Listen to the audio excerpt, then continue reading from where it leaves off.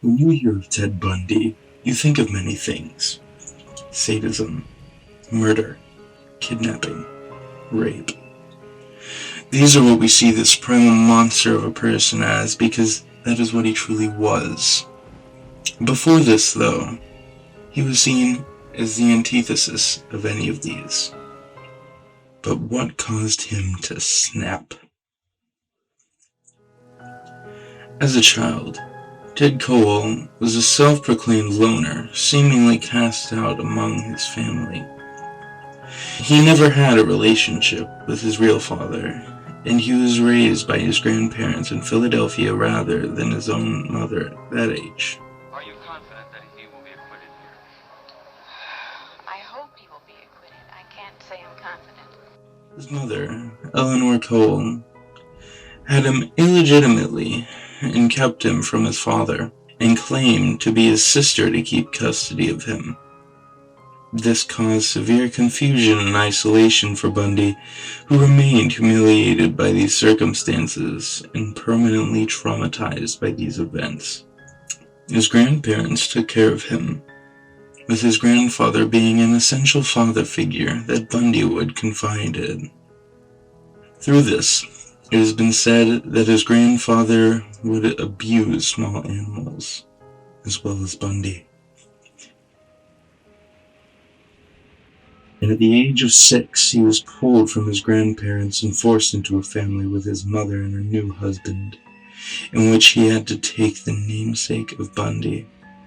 This isolation, potential abuse, and a lack of bond with his mother and father fit into a new possible connection to the source of the empathy that Ted grew to lack.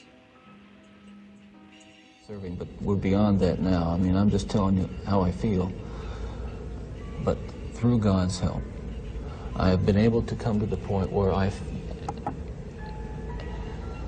much too late, but better late than never, feel the hurt and the pain that I am responsible for. Yes, absolutely. In the past few days, myself and a number of investigators have been talking about unsolved cases, murders that I was involved in. And it's hard to talk about all these years later, because it revives in me all those terrible feelings and those thoughts that I have. From a young age, Ted showed zero signs of psychopathy. He was very social to start, which is the antithesis to what is seen by behavioral psychologists as common among psychopaths. He was very power and attention hungry, though not being able to receive the attention he needed caused isolation. With a lack of empathy, he had to work hard to fake his outer personality in order to manipulate others. Taking psychology classes in the University of Washington taught him more about manipulation tactics that he would use to lure his victims. Over time and practice, he built himself a public persona, one of charm. Contrary to Section 78204 Florida statute. I'll plead not guilty right now. And your grand jurors being present. Romance. Lawyer, Bundy questioned her about his character. She said he's a kind, warm, patient man, a very positive part of her life. Then the convicted man popped the question. Carol, do you want to marry me? I want to marry you. Intelligence. People say Ted Bundy didn't show any emotion. There must be something in that. I showed emotion. You know what people said? See, you really can get violent and angry. There's no right way for me to act. Sure I'm mad. I'm showing emotion right now because inside I'm mad. But I've kept it together because there's no point in destroying myself. I have got to keep myself together. I have got to stay calm. I've got to keep my presence of mind, because as long as I do that, I'm going to beat these people. And that's the way I feel. This was all built to keep him as far from the crime watch as possible, though this character would unmask in time. People were interested and angered at this false persona act. What does one infamous convicted killer think of another? That's what we wondered.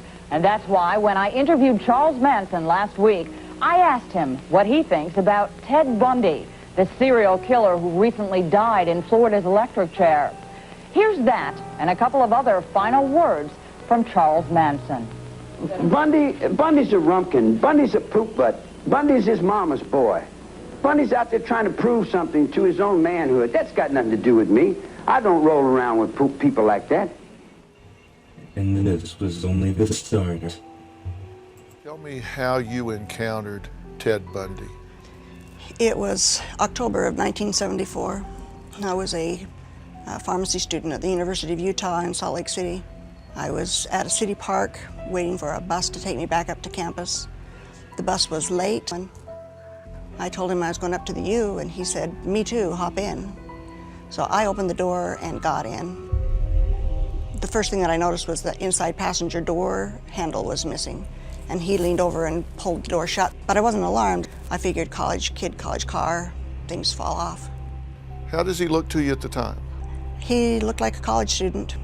He was dressed nice, had a green pullover sweater on, nice slacks. So you drive off, and what was his demeanor? Lighthearted. We just had the normal conversation that strangers would have. I told him, "My name's Rhonda and I'm a pharmacy student. What are you studying?" He told me his name was Ted and he was a law student. In just a couple of blocks, he turned a way that wasn't the normal route to the university.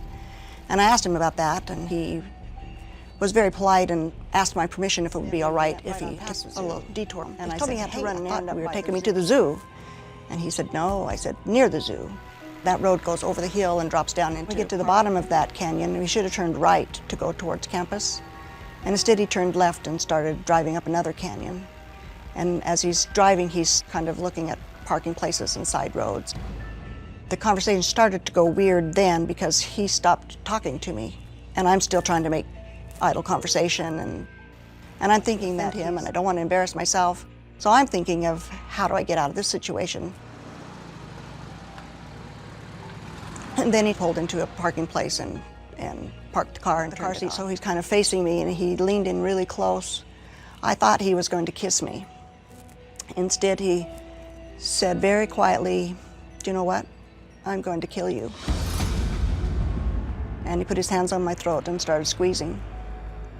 My first thought was, it has to be some kind of a joke. This guy's got a weirdest sense of humor. But that was just maybe a fraction of a second because I realized he was squeezing too tightly. He was serious and I was in trouble. As we can see, Ted's methods of manipulation have become strong enough that he would charm women to his car. With this, he would take the women to a discreet spot and rape them, more than often killing them as well. This woman didn't die, but she is a prime example of what he did, and who he did it to. His first murder victim, though there are theories of earlier murders, a woman named Linda Ann Healy. She was pretty, in college, and soon to be dead. Ted killed her, mercilessly, and her body was never recovered. This wasn't his only murder. Though he admitted to around 30 kills, the true count lies within at least 100. He had many claims of why he started, that of rejection, an alternate personality, He decides upon young, attractive women being his victim. addiction, I've lived in prison for a long time now, and I've met a lot of men who were motivated to commit violence just like me. And without exception, every one of them was deeply involved in pornography, without question, without exception. though psychologists have found no concrete reasons for the evils he committed. He committed to around 30 murders after being incarcerated for many years, though experts say that the true numbers may vary. being only one of the many webs of lies told by Bundy in order to spin his narrative. After being caught in Aspen for the disappearance of Karen Campbell, Ted managed something quite peculiar. Bundy jumped out of this second-story window at the front of the Pitkin County Courthouse this morning. He was scheduled for a court appearance and apparently had been locked into the law library by sheriff's deputies while attorneys were arguing a motion to strike the death penalty. Witnesses say he left in a hurry, however, nobody saw him open the window, and he escaped clean in an unknown direction. It is unknown what started everything.